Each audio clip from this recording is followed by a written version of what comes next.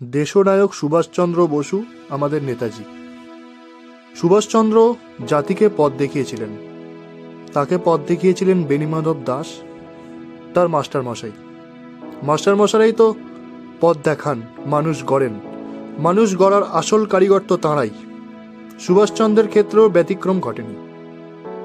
তখন তিনি নিতান্তই ছোট, আধো আধো কথা, টলমল পা। মাতা প্রভাবতী দেবী তাকে কাছে টেনে পাশে বসিয়ে শোনাতেন দেশের গৌরবময় অতীতের কথা। দুস্থজনের জন্য তার ভাবনা, দুর্ভাবনার অন্ত ছিল না। সাহায্য করতেন সাধ্যমতো। পিতা জানকীনাথ স্বাধীন চেতা তেজস্বী পুরুষ, সত্য উচ্চারণে কখনো ভীত হননি। সরকার তাঁর কাজে মুগ্ধ হয়ে রায়বাহাদুর খেতাব দিয়েছিলেন। আইন অমান্য আন্দোলনের সময় সরকারের দমন নীতির প্রতিবাদ করে ওই খেতাব হেলায় বর্জন করেছিল। জানকীনাথের সহৃদয়তা, সহমর্মিতাও গল্পকাথার মতো। দেশ আর মানুষকে ভালোবাসার শিক্ষা সুভাষচন্দ্র তার বাবা মায়ের কাছ থেকে পেয়েছিলেন। জীবনের সূচনায় পাওয়া সে শিক্ষা পূর্ণতা পেয়েছিল ছাত্র জীবনে। সেই দিনগুলোতে বেণীমাধব দাসের ভূমিকা অপরিমেয়। সুভাষচন্দ্র জীবনে তার প্রভাব সুদূর প্রসারিত। সুভাষচন্দ্রের প্রথাগত বিদ্যালয় শিক্ষার শুরু মিশনারি স্কুল। তখন তার বয়স 5ও পূর্ণ হয়নি। স্কুলে ভর্তি হবেন, তাই আবেগে উচ্ছ্বাসে একটু বেশি রকমের আনন্দ প্রকাশ করে ফেলেছে। স্কুলে যাওয়ার পর সেই আনন্দ কোথায় হারিয়ে গেল। এদেশের ভূগোল, ইতিহাস কিছুই পড়ানো হতো না, সব ও দেশের, এমনকি সাহিত্যও। বাড়াবাড়ি রকমের সাহেবিয়ানা, না, এসব মেনে নিতে পারেননি ছোট্ট সুভাষচন্দ্র বসু। স্কুলের পরিবেশ একেবারেই পছন্দ হয়নি, তবু বছর 7 ওই স্কুলেই ছাত্র হয়ে থাকতে হয়েছিল তাকে। এরপর কটকের র্যাভেন্স কলেজিয়েট স্কুলে তিনি ভর্তি হন। মিশনারি স্কুলে সুভাষচন্দ্র ইংরেজিতে খুবই দক্ষতা অর্জন করেছিলেন। বাংলার নৈব নৈব চ, বাংলায় তার লেখা রচনা পড়ে মাস্টারমশাই নিজে খুব হেসেছিলেন। সেই লেখা অন্যদের শুনিয়েও হাসিয়েছিলেন। সব অপমান সুভাষচন্দ্র নীরবে সহ্য করেছিলেন। সেদিনই প্রতিজ্ঞা করেছিলেন এই অপমানের যোগ্য জবাব দিতেই হবে। শুরু হয় কঠোর অনুশীলন, বাংলার জন্য বাড়তি সময় ব্যয়। সাফল্য পেয়েছিলেন পরীক্ষায়। দেখা গেল বাংলায় সবথেকে বেশি নম্বর পেয়েছেন আর কেউ নন, সুভাষচন্দ্র বসু। নতুন স্কুলে এসে ভালোই মন ভরে উঠেছিল। ভারত পথিক বইতে তিনি নিজেই জানিয়েছিলেন, এই নতুন পরিবেশে আমার দিন খুব আনন্দে কাটছিল। আগের স্কুলে 7 বছর কাটালেও সেখানে আমার বন্ধু বলতে কেউ ছিল না, কিন্তু এখানে এসে অনেক অন্তরঙ্গ বন্ধু জুটে গেল। অচিরেই শিক্ষকদের সঙ্গে সুসম্পর্ক তৈরি হয়ে যায়। ভালো ছাত্র হিসেবে সকলেই তাকে চিনতেন, যথেষ্ট গুরুত্ব দিতেন। প্রধান শিক্ষক ছিলেন বেণীমাধব দাস। সুভাষচন্দ্রের জীবনে তার অমোঘ প্রভাব। তিনি পথ দেখিয়েছিলেন, আলো অন্ধকার চিনিয়েছিলেন। বেণীমাধব দাস সুভাষচন্দ্রের যৎসামান্যই ক্লাস নিয়েছেন। বিদ্যালয় জীবনে তাঁর সঙ্গে নিবিড় যোগাযোগও তৈরি হয়নি, অথচ অভাবনীয় প্রভাব। প্রধান শিক্ষক বেণীমাধবের ব্যক্তিত্ব সুভাষচন্দ্রের মনে স্থায়ী ছাপ ফেলেছিল। সুভাষচন্দ্র বসুর স্বীকারোক্তিতেই আছে, শিক্ষকদের মধ্যে একজনই মাত্র আমার মনে স্থায়ী ছাপ রেখে গেছেন। তিনি হলেন আমাদের প্রধান শিক্ষক বেণীমাধব দাস। প্রথম দর্শনেই তার প্রখর ব্যক্তিত্বে আমি মুগ্ধ হয়ে গিয়েছিলাম। তখন আমার বয়স 12-র কিছু বেশি হবে। এর আগে আর কাউকে আন্তরিকভাবে শ্রদ্ধা করেছি বলে মনে পড়ে না। বেণীমাধব দাসকে দেখবার পর শ্রদ্ধা কাকে বলে মনে প্রাণে অনুভব করলাম। কেন যে তাকে দেখলে মনে শ্রদ্ধা জাগত তা বোঝবার মতো বয়স তখনও আমার হয়নি। শুধু বুঝতে পারতাম তিনি সাধারণ শিক্ষকের পর্যায়ে পড়েন না। মনে মনে ভাবতাম, মানুষের মতো মানুষ হতে হলে ওর আদর্শেই নিজেকে করতে হবে। বেণীমাধব দাস MA পাশ করার পর যোগ দিয়েছিলেন চট্টগ্রাম কলেজে। তার জ্ঞানের পরিধি নানা দিকে বিস্তৃত ছিল। দর্শন শাস্ত্র ছাড়াও পড়াতেন অর্থনীতি, ন্যায়শাস্ত্র ও ইতিহাস। সে সময় কলেজিয়েট স্কুলটিকে পুনর্গঠনের ভাবনায় ভাবিত হয়েছিলেন কর্তৃপক্ষ। একটি আদর্শ বিদ্যালয় হিসেবে চিহ্নিত করতে চাইছিলেন তারা। তাদের আহ্বানে চোখে স্বপ্ন, মনে সংকল্প নিয়ে অধ্যাপক বেণীমাধব কলেজের চাকরি ছেড়ে চট্টগ্রাম থেকে চলে এসেছিলেন কটকে। যোগ দিয়েছিলেন স্কুলে প্রধান শিক্ষকের পদে। অচিরেই তার স্বপ্ন সংকল্প বাস্তব রূপ পায়। মূলত বেণীমাধব দাসের নেতৃত্বে স্কুলটি পুনর্গঠিত হয়। কটকের সীমিত পরিসর ছাড়িয়ে দিগবিদিকে ছড়িয়ে পড়ে খ্যাতি। সুভাষচন্দ্র কলেজিয়েট স্কুলে ভর্তি হয়েছিলেন ক্লাস 7-এ। প্রধান শিক্ষক বেণীমাধব দাসের ক্লাস তিনি অল্প দিনই করেছেন। তাঁর লেখায় আছে, কবে তাঁর কাছে পড়তে পারবো সেই শুভ দিনের অপেক্ষায় অধীরভাবে দিন কাটাতাম। অবশেষে সেই দিন এলো। আমার ভাগ্যে তাঁর কাছে বেশি দিন পড়া ছিল না, কারণ কয়েক মাসের মধ্যেই তিনি বদলি হয়ে অন্য জায়গায় চলে গেলেন। সামান্য কিছুদিন বেণীমাধবের কাছে প্রত্যক্ষভাবে পাঠ গ্রহণের সুযোগ হয়েছিল। সেই সামান্য সুযোগই সুভাষচন্দ্রের জীবনে অসামান্য ভূমিকা নিয়ে তিনি মনে নৈতিক মূল্যবোধ জাগিয়ে তুলেছিলেন। সুভাষচন্দ্র বসু বুঝেছিলেন জীবনে নৈতিক আদর্শটাই সব থেকে বড় জিনিস। বয়ঃসন্ধির টালমাটাল দিনেও নিজেকে সঠিক পথে পরিচালনা করতে পেরেছিলেন তিনি। ভুলেও বিপথে নয়, সঠিক পথটি খুঁজে পেয়েছিলেন সুভাষচন্দ্র বসু।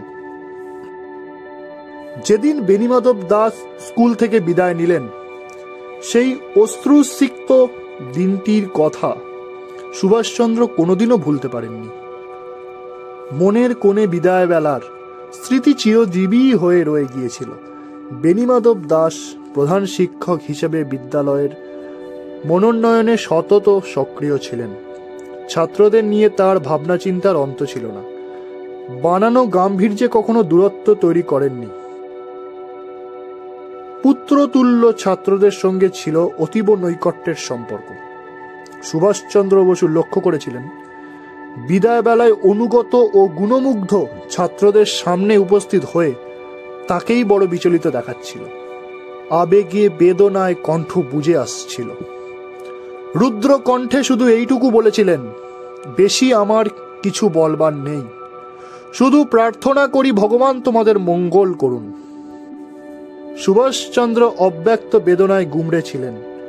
মুখ ফুটে কিছু বলতে পারেননি। চোখের জল বাঘ মানছিল না, তবু চোখের জল ফেলতেও পারেননি। কাঁদলে সহপাঠীরা কি ভাববে, তাই অনেক কষ্টে কান্না চেপে রেখেছিলেন। স্কুল শেষে সবাই বেরিয়ে পড়ল। সুভাষচন্দ্র বের হলেন। চোখে মুখে ক্লান্তির ছাপ, ক্লান্তির সঙ্গে মিশেছিল বেদনাও। যে মানুষটি তার মনের দরজা জানলা খুলে দিয়েছিলেন, স্থায়ী ছাপ রেখেছিলেন, তিনি এই স্কুল ছেড়ে চলে যাবেন চিরদিনের জন্য। এ কথা ভাবতেও তার কেমন লাগছিল। প্রধান শিক্ষকের ঘরের পাশ দিয়ে হেঁটে যাওয়ার সময় সুভাষচন্দ্র দেখলেন বেণীমাধব দাস বারান্দায় এসে দাঁড়িয়েছেন। পরস্পরের দিকে তাকালেন। চোকাচুকি হতেই কান্না এলো ধেয়ে। ছাত্রের চোখের জল প্রধান শিক্ষকের নজর এড়িয়ে যায়নি। তিনি বারান্দা থেকে নেমে এসে সান্ত্বনা দিয়ে বলেছিলেন, আবার আমাদের দেখা হবে। বেদনা ঘন মুহূর্তে সুভাষচন্দ্রের মনে হয়েছিল, একমাত্র বিদায়ের সময়ই আমরা বুঝতে পারি প্রিয়জনদের আমরা কতটা ভালোবাসি। শুধু সুভাষচন্দ্র নন, প্রতিটি ছাত্রই প্রধান শিক্ষক বেণীমাধব দাসকে ভালোবাসত, শ্রদ্ধা করত। সহকর্মী শিক্ষকরাও তাকে শ্রদ্ধা করতেন। তাদের সকলের মনে ছিল প্রধান শিক্ষকের জন্য সম্ভ্রমের আসন। তিনি সকলের প্রাণের মানুষ হয়ে প্রাণেই ছিলেন। ছাত্র শিক্ষকরা সম্মিলিতভাবে বেণীমাধব দাসের বিদায় সংবর্ধনার আয়োজন করেছিল। সুভাষচন্দ্রও সেই সংবর্ধনা সভার বক্তব্য রেখেছিলেন। সেদিনের স্মৃতি তার মনে চির অমলিন। পরিণত বয়সেও পুরানো দিনের না ফুরানো গল্প কথা শোনাতে গিয়ে ছবির মতো ভেসে উঠেছে। সুভাষচন্দ্র লিখেছেন, আমার বক্তব্য আমি কি করে গুছিয়ে বলতে পেরেছিলাম জানি না, কারণ কান্নায় তখন আমার গলা বুজে আসছিল। একটা জিনিস দেখে আমি মনে বড় ব্যথা পেয়েছিলাম। ব্যাপারটা যে কত বড় দুঃখের তা যেন অনেকেই বুঝতে পারছিল না। সকলের বলা হয়ে গেলে যখন প্রধান শিক্ষক মশাই তার বক্তব্য বলতে শুরু করলেন, তার প্রত্যেকটি কথা আমার কানে পৌঁছেছিল। তিনি বলেছিলেন, তিনি যখন প্রথম কটকে আসেন তিনি কল্পনাই করতে পারেননি যে তার জন্য সকলের মনে এতখানি প্রীতি সঞ্চিত ছিল। তারপর তিনি কি বলেছিলেন জানি না, আমি শুধু তার আবেগোজ্জ্বল মুখের দিকে আচ্ছন্নভাবে তাকিয়েছিলাম। প্রধান শিক্ষকের এই চলে যাওয়া মেনে নিতে পারেননি সুভাষচন্দ্র বসু। মনে প্রভাবও পড়েছিল। বিদ্যালয়ের বহু দৈনন্দিন ঘটনা তাকে ভাবিয়েছে, মনের আলোড়ন তুলেছে। দেশীয় পোশাকের মধ্যে লুকিয়ে থাকা সৌন্দর্য, বেণীমাধবের সাদামাঠা বাঙালি পোশাকের দিকে তাকিয়ে ওই বয়সেই অনুভব করেছিলেন সুভাষচন্দ্র বসু। মিশনারি স্কুলের প্রাণহীন একঘেয়ে শিক্ষা জীবন ত্যাগ করে কলেজিয়েট স্কুলে এসে সুভাষচন্দ্রের মধ্যে যে প্রাণচাঞ্চল্য দেখা গিয়েছিল তা সহসাই যেন হারিয়ে যায়। বিদ্যালয় ছেড়ে চলে যাওয়ার প্রধান শিক্ষকের স্মৃতি সতত মনে পড়ত। সেই সুখ স্মৃতিতে জাবর কেটে মনের কাতরতা বাড়ত। প্রধান শিক্ষক বেণীমাধব দাসের অনুপস্থিতিতে স্কুলের আবহাওয়াটা যেন একবারে নীরস, একঘেয়ে হয়ে গেল। কোনো আনন্দই রইল না। হোক না স্কুল জীবন নিস্তরঙ্গ। সেই একঘেয়েমির মধ্যেও সুভাষচন্দ্র আনন্দ ফিরে পেলেন। আনন্দিত হওয়ার মতো ঘটনা ঘটল। কিছুদিনের মধ্যেই কিশোর মনে সুদূর প্রসারিত প্রভাব ফেলে যাওয়া বেণীমাধব দাসের সঙ্গে পত্রে পত্রে যোগাযোগ স্থাপিত হলো। চলল পত্র বিনিময়। বেণীমাধব দাস ছিলেন মানুষ গড়ার কারিগর। ছোটদের মনের অন্তর্মহলে খবরও তিনি রাখতেন, তাদের বুঝতেন। সুভাষচন্দ্রকে চিঠিতেই তিনি শেখালেন প্রকৃতিকে কিভাবে ভালোবাসতে হয়। শুধু সৌন্দর্য বোধের যে বিস্তার ঘটে তা নয়, নৈতিকতা বোধেরও জাগরণ ঘটে। প্রকৃতি থেকে আমাদের অনেক কিছু শেখার আছে। প্রকৃতি নীরবেই শিক্ষকের ভূমিকা পালন করে। আমরা প্রায়শই প্রকৃতির ছাত্র হয়ে উঠতে পারি না। প্রকৃতির প্রভাব কতখানি ব্যাপক তা অজানাই থেকে যায়। সুভাষচন্দ্রের মধ্যে সেই বোধ মানুষ গড়ার কারিগর বেণীমাধব দাস জাগিয়ে তুলতে পেরেছিলেন। কিশোর সুভাষচন্দ্রের মনের দরজা জানলা তিনি খুলে দিয়েছিলেন। শিক্ষক বেণীমাধবের প্রভাব সুভাষচন্দ্রের জীবনে কতখানি গভীর ছিল তা বোঝা যায় তার মানসিক পরিবর্তনে। দৈনন্দিন জীবন নতুনতর ব্যঞ্জনায় আরো দীপ্ত ও আলোকিত হয়ে উঠেছিল। সুভাষচন্দ্রের উচ্চতার শিখরে পৌঁছানোর প্রথম সোপান অতিক্রম বেণীমাধব দাসের হাত ধরেই সম্পন্ন হয়েছিল। সুভাষচন্দ্র সেই কৈশোরের স্মৃতিচারণ করতে গিয়ে লিখেছেন, তাঁর উপদেশ অনুযায়ী আমি দস্তুর মতো প্রকৃতি পূজা শুরু করে দিয়েছিলাম। নদীর ধারে কিংবা পাহাড়ের গায়ে অথবা অস্তগামী সূর্যের ছটায় রঙিন নির্জন কোনো মাঠে ভালো একটা জায়গা বেছে নিয়ে বসে ধ্যান অভ্যাস করতাম। এইভাবে নিজের মধ্যে নিমগ্ন ধ্যান গম্ভীর সুভাষচন্দ্র প্রকৃতিকে নতুনভাবে আবিষ্কার করতে প্রয়াসী ছিলেন। বেণীমাধব দাস শান্তি ও একাগ্রতা লাভের উপায় জানিয়ে সুভাষচন্দ্রের উদ্দেশ্যে লিখেছিলেন, প্রকৃতির মধ্যে নিজেকে সম্পূর্ণভাবে বিলিয়ে দেবে, দেখবে প্রকৃতি তার অসংখ্য বৈচিত্র্যের মধ্যে দিয়ে তোমাকে প্রেরণা যোগাবে। গুরুবাক্য অক্ষরে অক্ষরে পালন করেছিলেন সুভাষচন্দ্র বসু। পালন করতে গিয়ে প্রকৃতির রং রূপ তাকে শুধুই আনন্দিত করেনি, প্রকৃতির প্রতি তার মনে ভালোবাসাও জাগ্রত হয়েছিল। সৃষ্টি হয়েছিল একাগ্রতা, নিজেকেও বুঝি আবিষ্কার করেছিলেন। সুভাষচন্দ্রের লেখায় আছে, প্রকৃতির ধ্যান করে নৈতিক উন্নতি আমার কতখানি হয়েছিল জানি না, কিন্তু একটা লাভ হয়েছিল। প্রকৃতির বিচিত্র ও প্রচ্ছন্ন সৌন্দর্য আমার চোখে ধরা দিয়েছিল। তাছাড়া সহজেই মনে একাগ্রতা আনতে পেরেছিলাম। বাগানে গাছপালা ও ফুল দেখতে দেখতে আমি আনন্দে আত্মহারা হয়ে যেতাম। কখনো কখনো বন্ধু বান্ধবের সঙ্গে কিংবা একাই নদীর ধারে বা মাঠে ঘুরতে বেড়াতাম। খেয়ালি প্রকৃতির বিচিত্র প্রকাশে মন ভরে উঠত।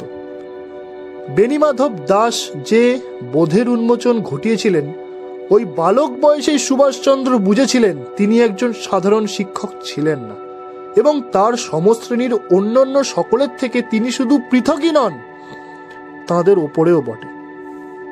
আর মনে মনে নিজেকে বোঝাতাম যে যদি আমাকে জীবনে কোনো আদর্শ গ্রহণ করতে হয়, তবে তা হবে তাকে অনুসরণ করা।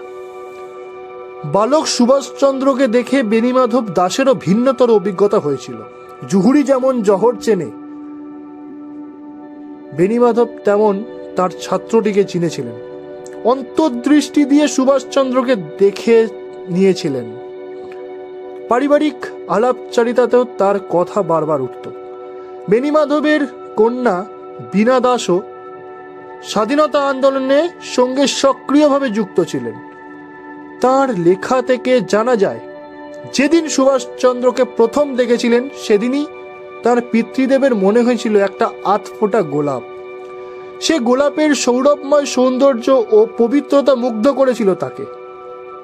দূরদর্শী তিনি, যথার্থই বুঝেছিলেন তাকে। সুভাষচন্দ্র তখন রেঙ্গুনে, মালদায় জেলে বন্দী। এই জেল জীবন সুখের হয়ে ওঠেনি, প্রবল অসুস্থও হয়ে পড়েছেন। পত্রিকায় সে খবর পড়ে বেণীমাধব দাস বিচলিত হয়েছেন। চোখে মুখে উদ্বিগ্নতা ফুটে উঠেছিল। তার নজর এড়ায়নি তার কন্যার। পিতৃদেবের কাছে প্রশ্ন রেখেছেন, আচ্ছা বাবা, তুমি দেখছি আমাদের চেয়ে সুভাষকে বেশি ভালোবাসো। পিতৃদেব সহাস্যে উত্তর দিয়েছিলেন, দেখ, তোরা আমার প্রাণ, কিন্তু সুভাষ যে আমার গর্ব। সুভাষচন্দ্রকে কেন্দ্র করে বেণীমাধব দাসের গর্বের শেষ ছিল না। গর্ব করার মতো হয়ে ওঠা আকস্মিক হয়নি। বেণীমাধব দাসের মতো শিক্ষকের সান্নিধ্য পেয়েছিলেন বলেই সুভাষচন্দ্র নিজেকে মেলে ধরতে পেরেছিলেন। শিক্ষাগুরু বেণীমাধব দাসের ভূমিকাও তার জীবনে কতখানি তা তিনি বুঝেছিলেন। বেণীমাধব শিক্ষক হিসেবে ছিলেন সত্যিই অতুলনীয়। ছাত্র শুধুই বইয়ে মুখ গুজে থাকবে তেমনটি চাননি তিনি, চেয়েছিলেন সর্বাঙ্গীন বিকাশ।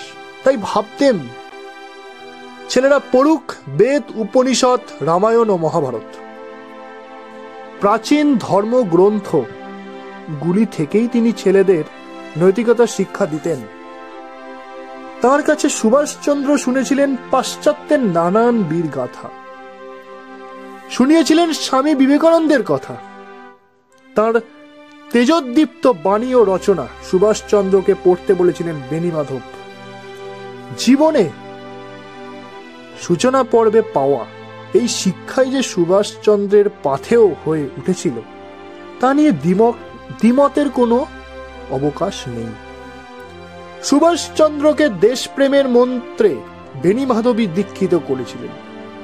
সে মুহূর্তে বোঝা না গেলেও অচিরেই তা স্পষ্ট হয়ে উঠেছে।